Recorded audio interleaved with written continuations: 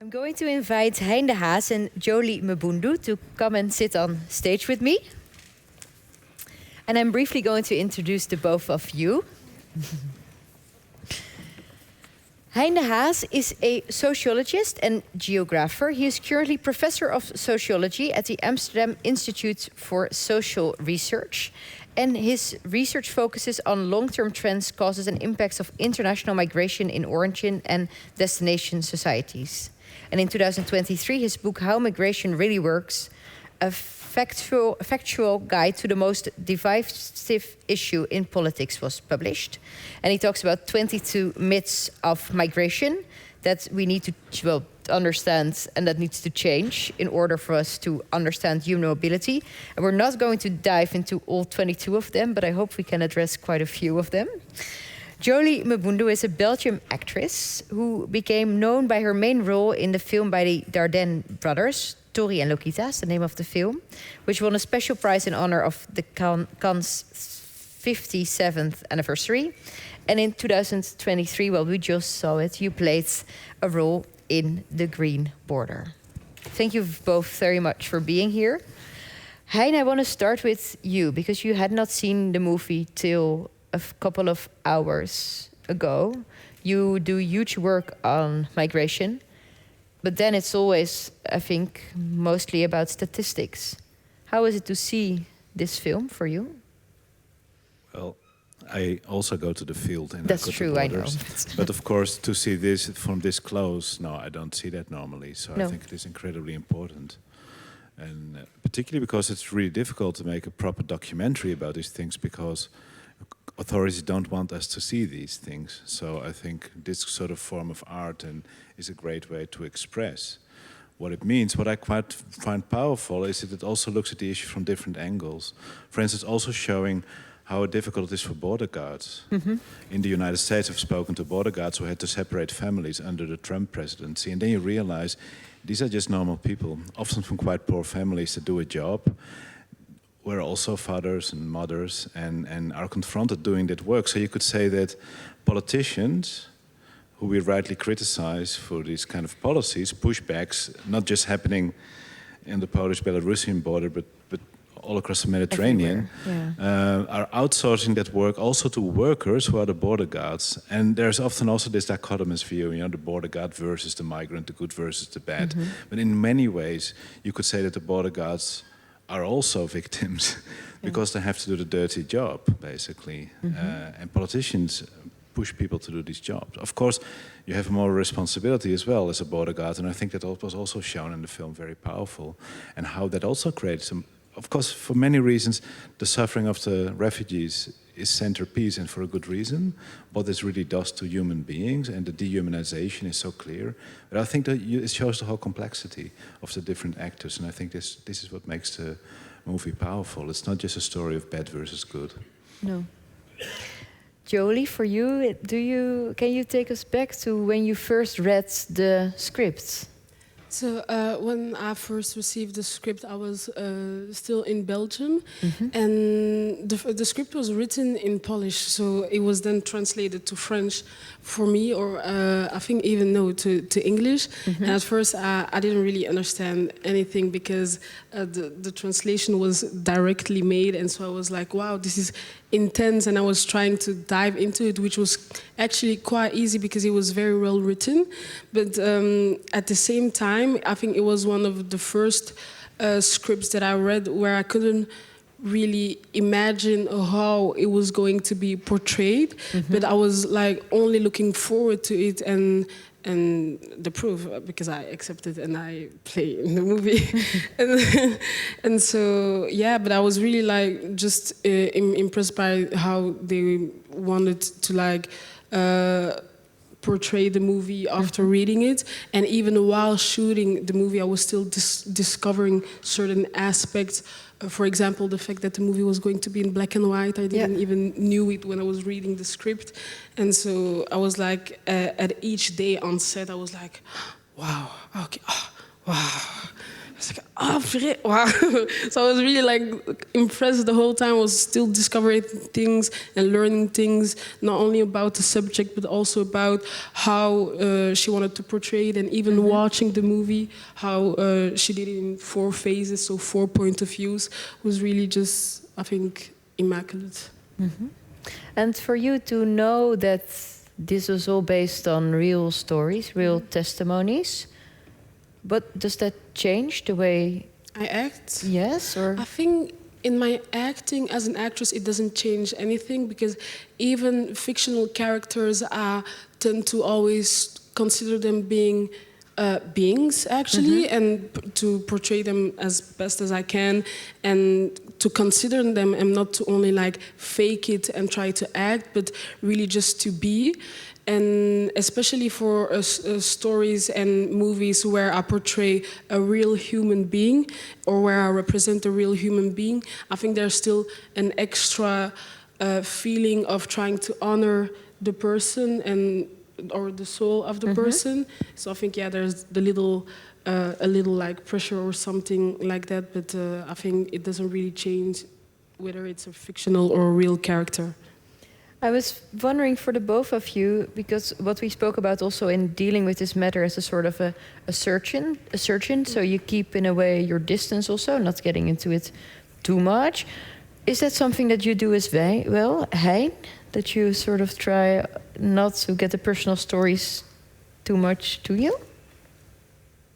I think the personal stories are incredibly important to understand what it means to people. But I think if you enter the political arena and the debate, you have to be stoic.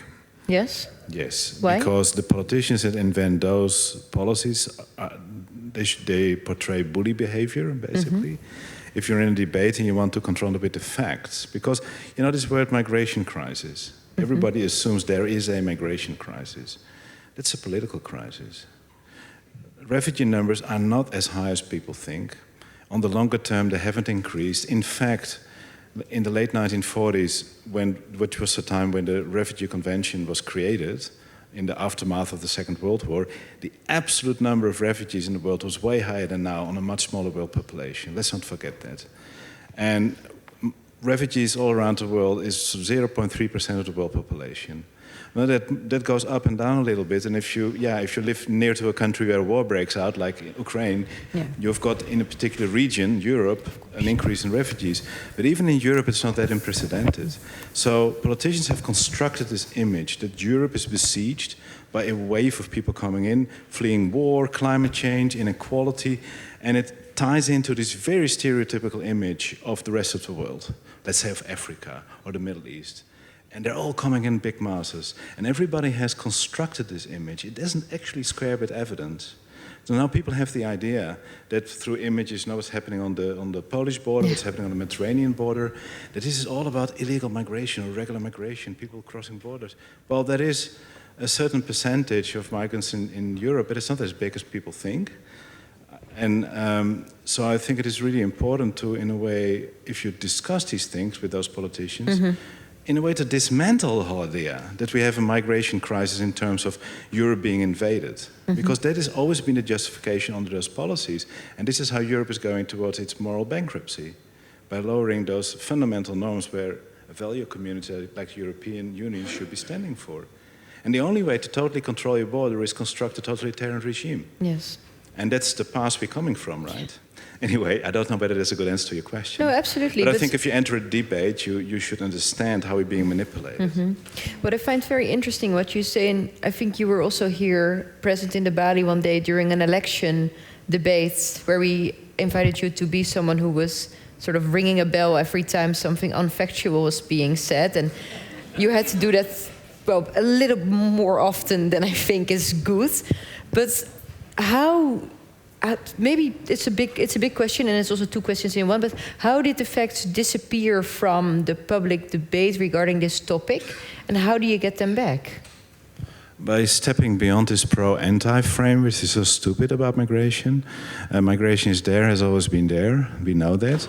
Most migrants, by the way, don't come to flee war. That's a tiny percentage. It's mostly about people finding work and things like that. I think it's to break through the current polarization. Because I found it interesting, you referred to that debate with major politicians. I got both left and right-wing politicians angry. Yes. Because the left and the right is buying into a whole, and actually the left is copying what the right's been doing about immigration. So the new UK government who's coming in has the same talk about immigration, stop the boats, the same narrative. And this goes back to not 2014, 1991. That's the start of the so-called migration crisis, because that's the year that the European Union introduced Schengen visa. That meant that, for instance, North Africans and people from Turkey no longer could come to Europe without passports, without visas. And that's when the smuggling industry started. Because it is not smugglers who cause all of this. They provide a service to migrants who want to cross borders. We have created this whole crisis in Europe, and it's been going on for the last 33 years. And it reached a point of insanity. And I think what it does to people is also very important. So this kind of movies are so important. At the same time, there is a risk, I see, let's say, to end up in this doom and gloom image of the world. Oh, the world is so full of problems, that's why I have so many refugees. And unfortunately, even refugee organizations contribute to that imagery. So we get in a doom and gloom scenario, because if we all start saying there's simply too many refugees, you actually undercut the support for this, to receive and help refugees. And the Ukrainian case, of course, you already talked about it, totally proves that it's not about numbers. It's not about numbers. It's about political will, obviously. And now the numbers game is being used to say, well, we have more and more refugees, we simply can't deal with it anymore. We have to shut the border, which means you abuse human rights on the border, and that has been made very clear. I think these facts have to come through very clearly. Joely, I think you noticed how intense this debate has gotten when you were there for the premiere for the film and all the threats that came after the film. Can you tell me a bit about what you noticed and what that was like? I think I realized it was actually really serious when we were shooting, and it was I think me and some other actors and my twin brother in the car coming back from a shooting day, and I think then we knew that I think Agnieszka had to do some press release or a statement, because there were also like leakages of images of us shooting the movie and stuff, and so just by hearing I was like, oh, it's that serious, because I didn't even had the knowledge about what was really happening, how serious it was, how political it was, and because I only knew the knowledge that I had from the first movie that I made that was a similar topic, but this was like from another point of view and from a whole other situation, and we were really like into it. And then afterwards, it was when we did the premiere at the New York Film Festival, and where Agnieszka was kind of protected, and so the movie received a lot of backlash from political figures and just government officials in Poland. And so it was kind of crazy, because it's really dangerous, and they were like kind of literally just hating on what Agnieszka was doing and on her, and saying awful things, and so it was all over the media. But at the same time, the movie was really also praised, so they did a little, as Agnieszka said, a promotion for the movie, and a lot of people went to see the movie, and so yeah. What kind of reactions did you get to it from the people in your friends and your family? And I didn't really get any reaction from my close entourage, from my family or from my friends, but more there was like a huge solidarity between the cast members and the team members, and even the activists with whom we were with whom we stayed in touch, and so we were all just together actually. So you're still in touch with them? Yeah. Yeah, that's even good. With the like a big part of the whole crew, I saw them last week, and another part just on social media. And even with the activists, one of the activists contacted me. I think 2 months ago to talk about the situation who's still going on and not going for the better. And so it was really touching and frustrating at the same time how, because we were involved in the project, and so we were kind of we knew about the whole situation. We didn't live it because we will never be in a similar situation. We just were representing some people and things that are happening because those are facts and realities, sad realities, and just knowing that it's still happening can be quite like getting emotional and frustrating. Of course. Yeah. Hein, maybe talking about that and say the continuity of it, and also what Joely is saying that is still going on at this border.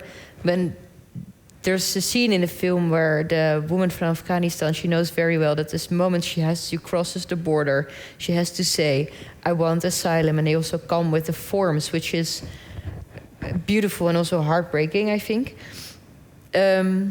Because but that's the law. That's what we in Europe said that is the way it should go. So I was wondering, what can you, as a EU, what can you do against this? Should there be sanctions against Poland? Is that any way useful? How to deal with this? Well, if you want to hold the European Union together, we need some common standards in Europe. But it is true that there is a lack of responsibility sharing within Europe in terms of refugees. And that has been the issue for the last 30 years already, where Southern European, Eastern European countries where, most people enter, you talk about refugees and undocumented migrants. Of course, you have this Dublin system. It is not working because they say we don't get enough support from Northern European states. And, so-called solutions on the national level don't help anything. For instance, extreme right-wing politicians are very proud of Orban, but what Orban basically does, if you want to talk about a responsibility or a burden, you shift it towards other countries. Yeah. Or Denmark is very proud of the refugee policy. Well, since Denmark got so strict, more refugees came to Germany and the Netherlands, so it's not solving any problem. No. It's basically shifting people around and increasing their suffering. So when politicians, always show this moral outrage, right, when migrants die on the border, but it's completely hypocritical because it is the same policies that have created this whole situation. So, this language of, we have to crack down on the smugglers, we have to, that kind of language doesn't acknowledge that why do we have smuggling? Because refugees or people who actually look for work and know there's work and the work is being tolerated even if you don't have papers, know that crossing borders, they have good reasons to cross borders, either to flee oppression, violence, or indeed to find jobs. And then you hire a smuggler. So how could ever that policy solve the problem? Because the policy has actually created a problem. And this is how you get politicians angry. I've seen this also in a debate here in the Bali, where both the Labour and the right-wing Liberal politician got mad with me. Because I told them I don't believe politicians really want to solve this problem. Because populist politicians have an interest, what I call the border theatre, to continue.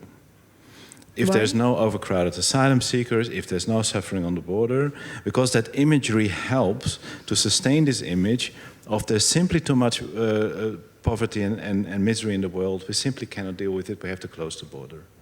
And unfortunately, I also see a lot of force on the left buy into the same image. It's all about refugees, the world is on fire, more and more people are coming, which is not true. But that continues this idea, we have this theater on the border. And this sounds very paradoxical, that the bigger the outcry what's happening on the border, the bigger the case can be made, we have to do something about it because there's simply too many people coming. You get the point? So the more we pay it, and that is the more a dilemma, I think. It is very good that, these kind of very good documentaries or films are being made. But the dilemma I see, the more attention we pay to that, we may ourselves inflate almost the size of that movement in the first place. I can give you one statistic. 9 out of 10 Africans that moves to Europe comes legally. Many people are shocked when I say that because the image got so distorted that it also seems about boats or people sneaking across borders illegally. Or this is partly refugees. And like I already said, those numbers are not that huge that we couldn't deal with it. And the Ukrainian case, in a way, has proven it. So yeah, I really think we need to step beyond that. That whole bigger doom and gloom frame, that more and more people are coming to Europe, more and more refugees are coming to Europe. This border crisis, this migration crisis, how everybody adopts the term migration crisis. Well, I think there is a migration crisis, that's a political crisis, because Europe can't get its act together in terms of sharing that responsibility. That is the real crisis. With this attention, because you're also really critical of journalism and the way journalists now in the Netherlands are dealing with this subject. For instance, we also here have the conversation about the asylum law crisis. So basically that the government wants to implement a crisis law to get out of certain European legislation, if I'm saying it correctly. If not, please do it better. And this has become a huge topic in the papers. Do you think, is it too big? Should it be different? I think it's too big. And that's the dilemma I was talking about. So what is happening is that we have leading politicians from the far-right PVV party that just float all these ideas, like we need a state of emergency in the Netherlands so we can deal with the asylum crisis. Although the numbers of asylum seekers in the Netherlands is not on an unprecedented high at all. The only thing that could justify a state of emergency is like a natural disaster, or if there's suddenly 1 million people appearing on the border or something like that. Nothing of that. And now this new idea about the Dutch Uganda plan, to send asylum seekers who were rejected to Uganda. It's the Dutch variant on the Rwanda plan. Without there hasn't been even one meeting with Ugandan government about this. So they just throw this in the political arena. Everybody jumps on it. Oh, we have a migration crisis, an asylum crisis. So you perpetuate that image of it seems like in the Netherlands right now that most problems are the result of asylum migration. Whether you talk about lack of housing, problems in healthcare, crime, everything is caused by asylum seekers, basically. Whereas it's a relatively small group. It's about 10% of all people coming to the Netherlands.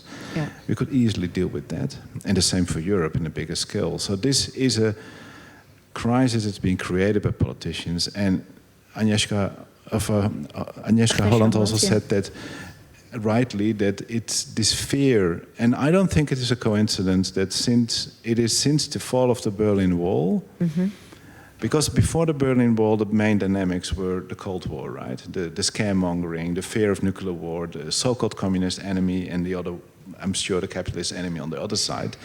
That sort of dominated the political scene, and that was the main lever for fear-mongering for politicians. The war on illegal migration was declared pretty much straight after the end of the Cold War. Politicians need an enemy. If there's no real enemy, you invent one.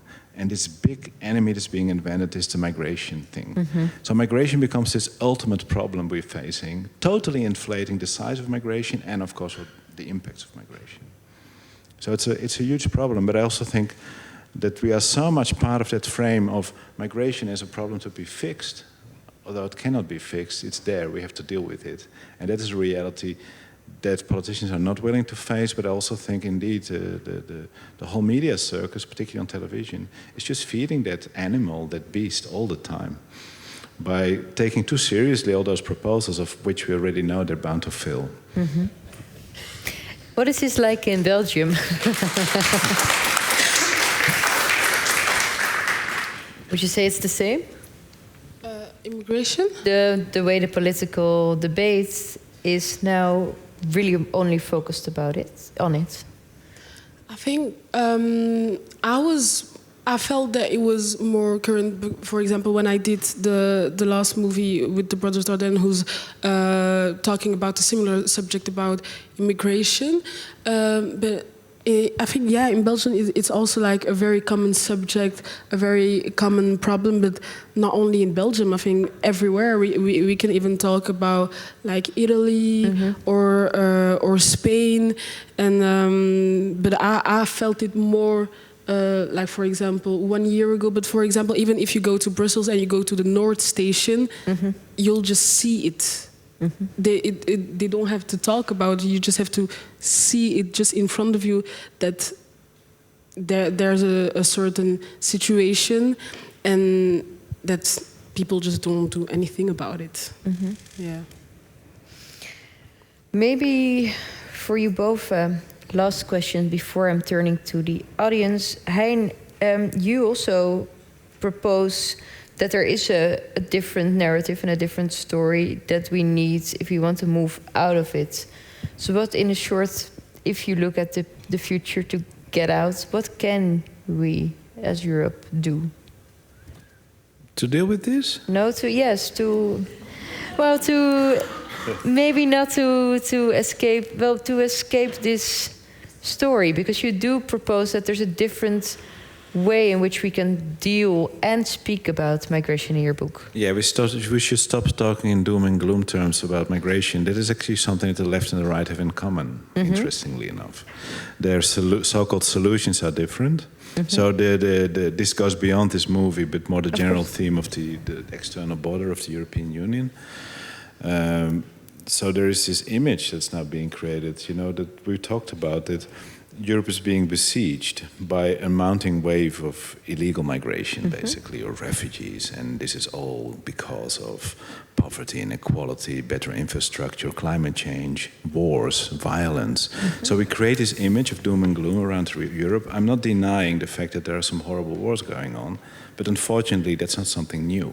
We've always seen in the post-war history peaks and valleys in refugee flows depending on where conflicts would occur. But we don't face an unprecedented wave of refugee migration or migration in general. It's simply not true.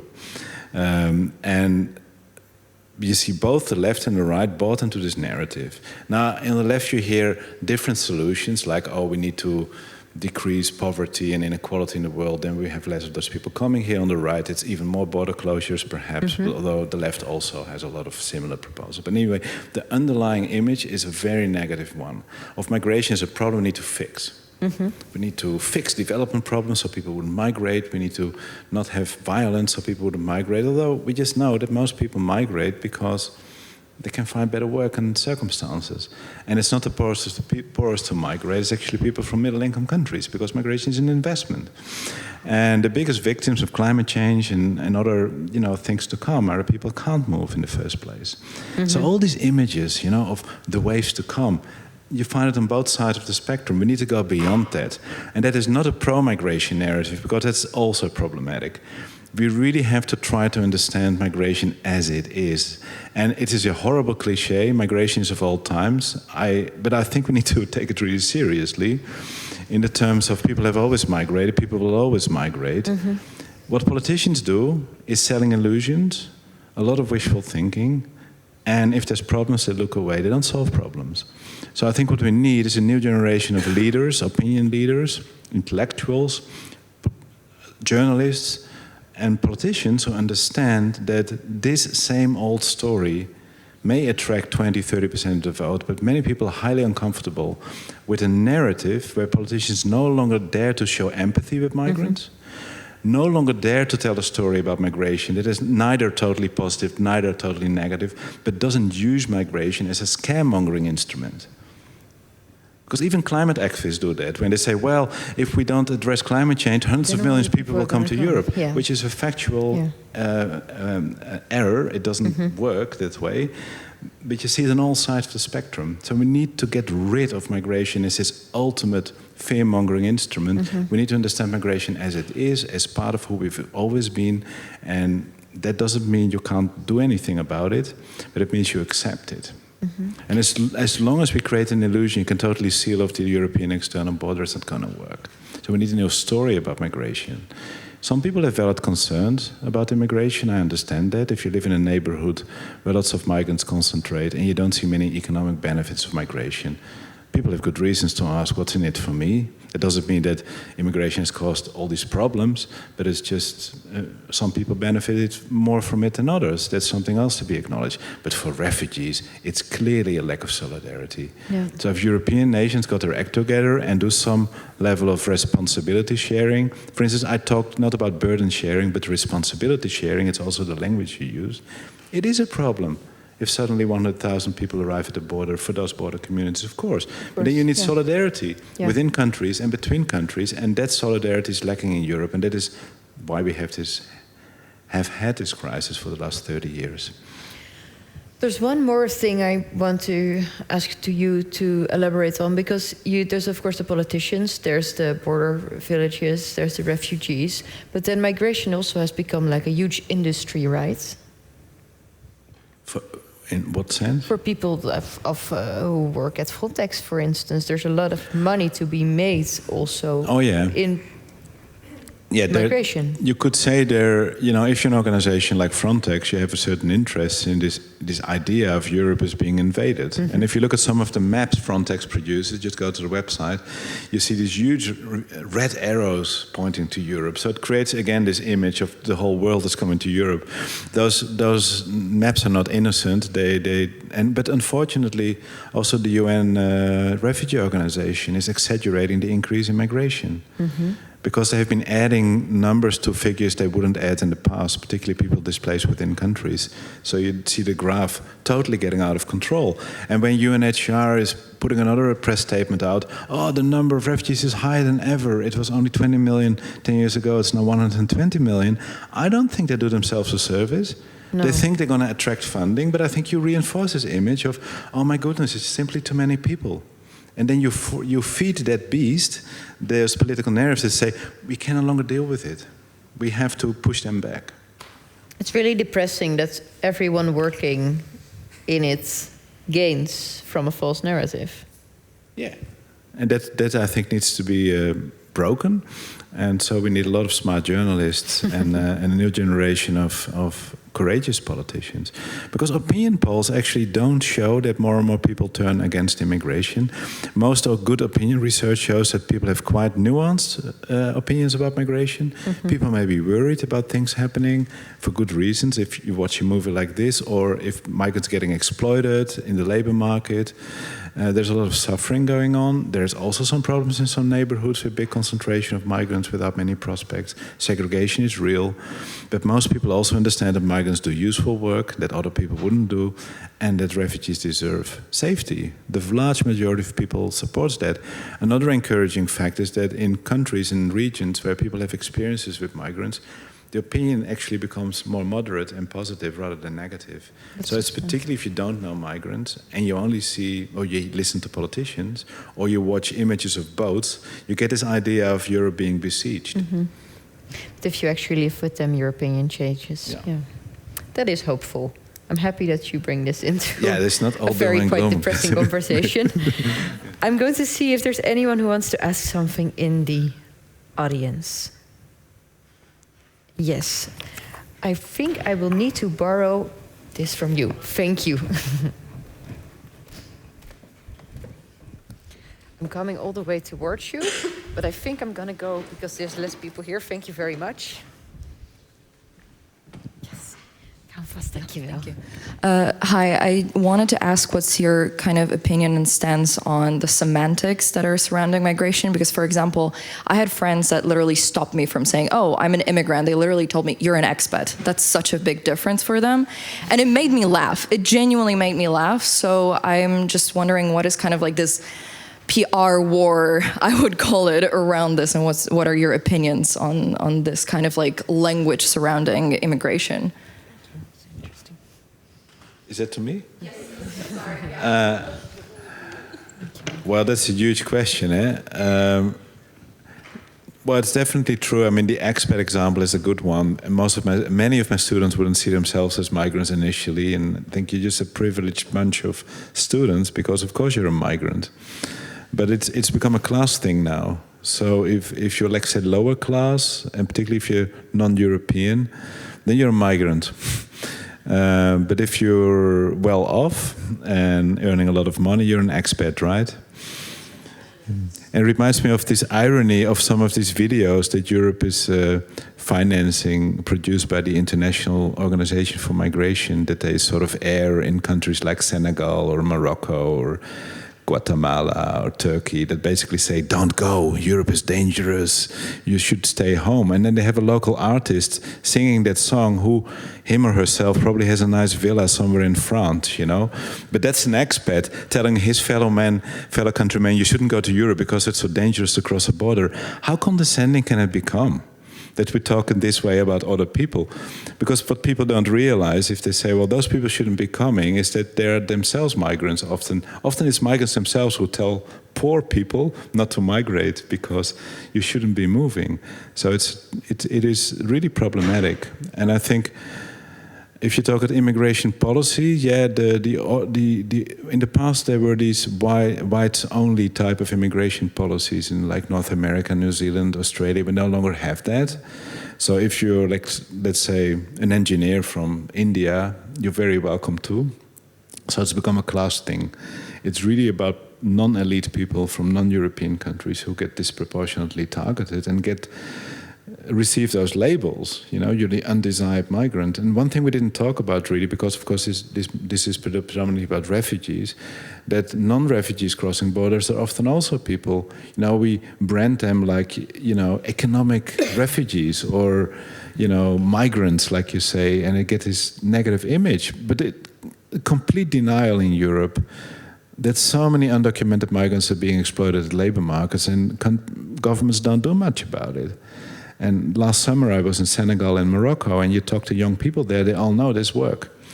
Once you make it to Spain and you start working in a greenhouse, you're very welcome. You're going to be exploited, but you still earn 5 to 10 times more than you could do back home. And that keeps that migration going. So I think Europe is totally stuck, has been stuck for 30 years in those, linked to those narratives. That just, and the asylum seeker now has become this generic term of these people we don't want, right? And we no longer dare to use plain racist language, but I think under that asylum seeker label, there's a lot of racial prejudice going on. Because that's predominantly about non-white people, Muslims, etc.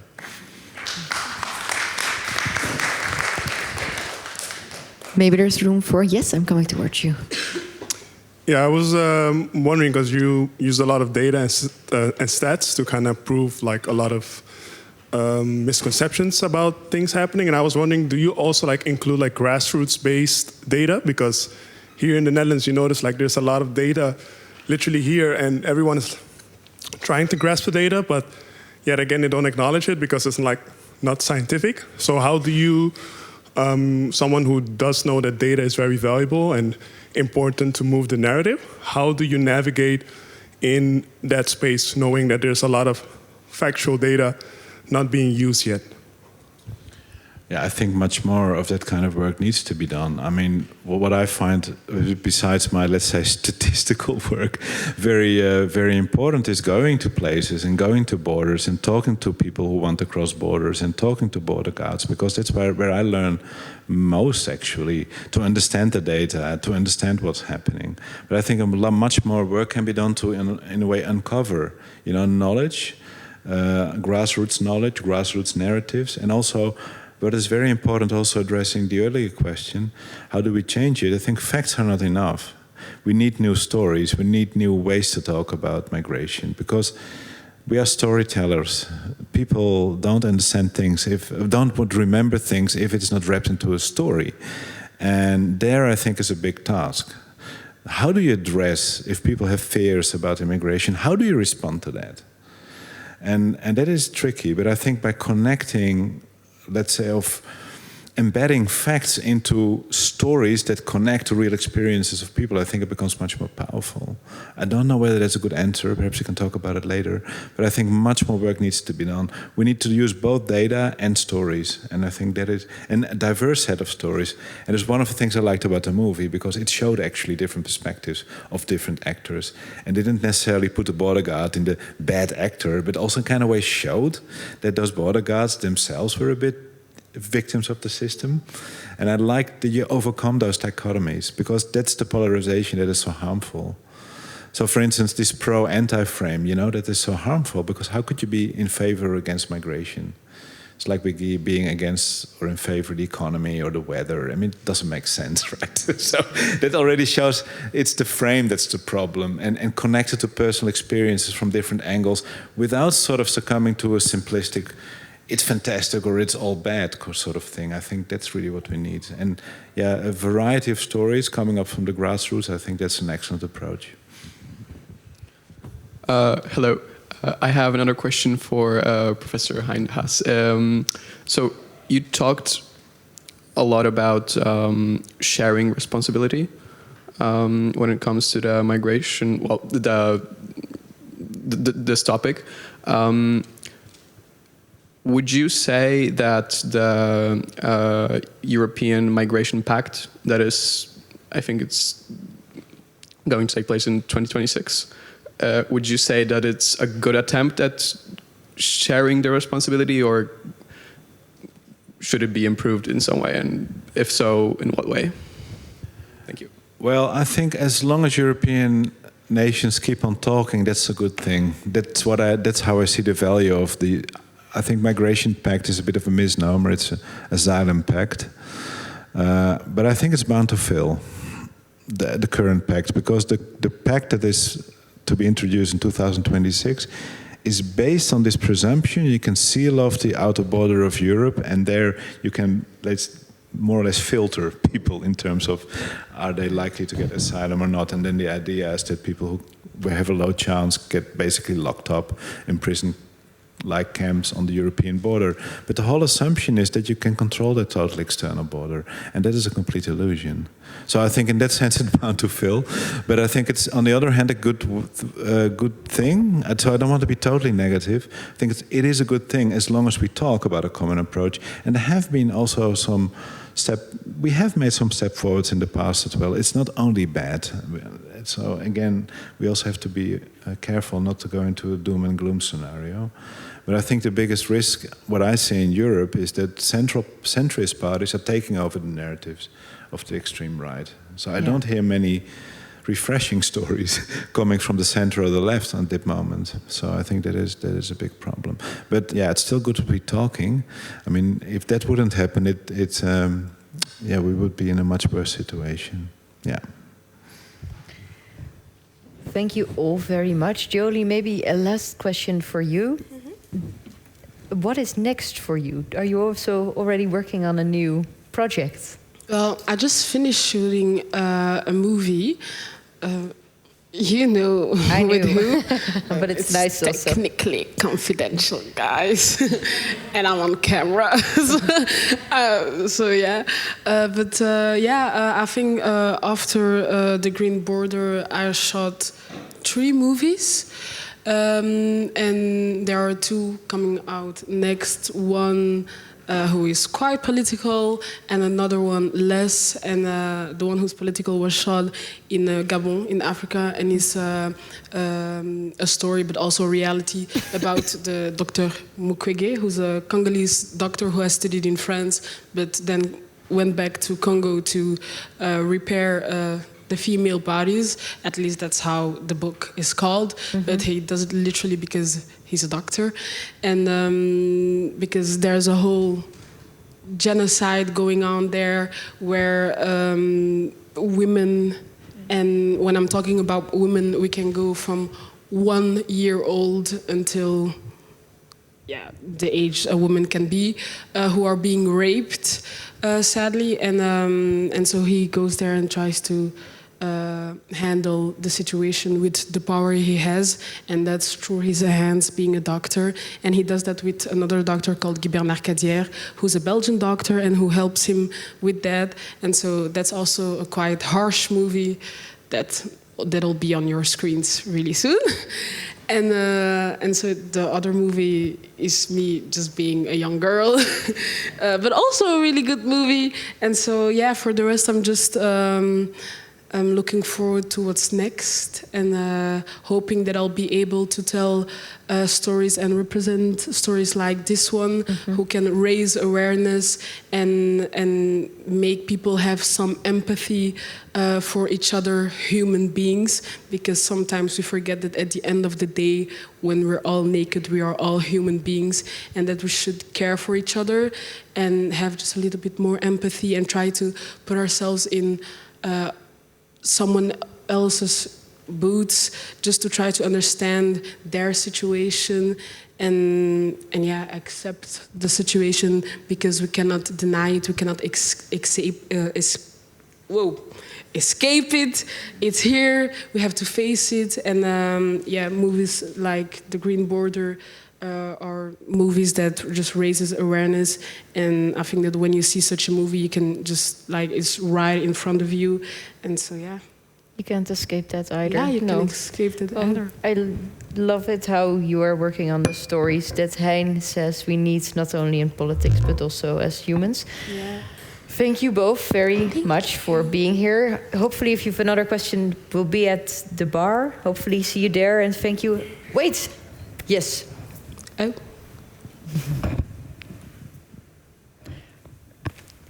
It's not really a question. I wanted to thank you very much from the bottom of the heart of Foundation Polish Culture in the Netherlands. We try to keep the conversation going. We try to build the bridges, and let's keep the conversation tomorrow. Last tickets are still available. More conversations to come tomorrow. Thank you very much. Please come tomorrow.